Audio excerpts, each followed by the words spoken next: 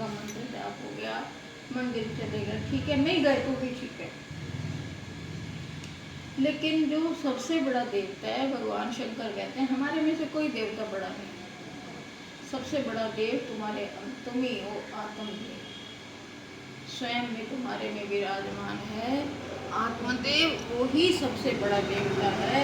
तो शंकर वशिष्ठ जी को रास्ता मिल गया कि अब मुझे यहाँ पर बैठना है, तो मैं पूजा किसकी करूँ। तो समझ आ गई कि मुझे पूजा किसकी करूँ, आत्मदेव की करनी है। जैसे वो एक वो हास्य कथा तो एक साधारण है कि एक बंदा सोचता है कि मैं किसकी पूजा करूँ। पत्नी ने कहा भाई किसी की तो पूजा करो, कोई थोड़े बहुत भक्ति। बोले मंदिर जाता हूँ, सोचता हूँ किसकी पूजा करूँ, तो वहाँ सब देवताओं को देखता है, राम जी को, कृष्ण को, उनको शिव जी का ठीक लगा।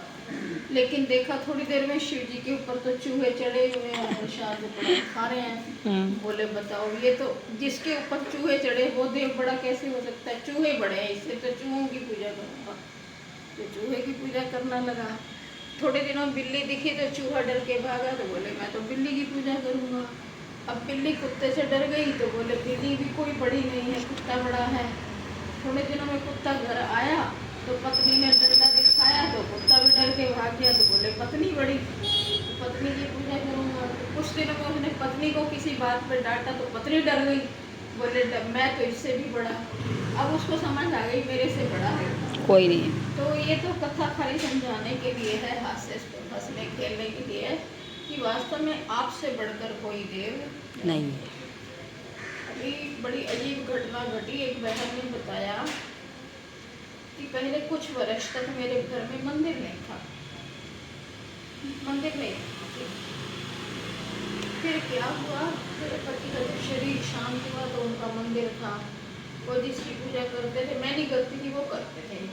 तो मैंने वो मंदिर, अब खुद मैं उस मंदिर को रख के उसमें अपने गुरु की मूर्ति रखी, माता की मूर्ति जो भी था रख दिया, जो जगाना, स्नान कराना, तिलक लगाना, और इतने वर्षों से तो नहीं कर रही थी लेकिन अब करने लग गई।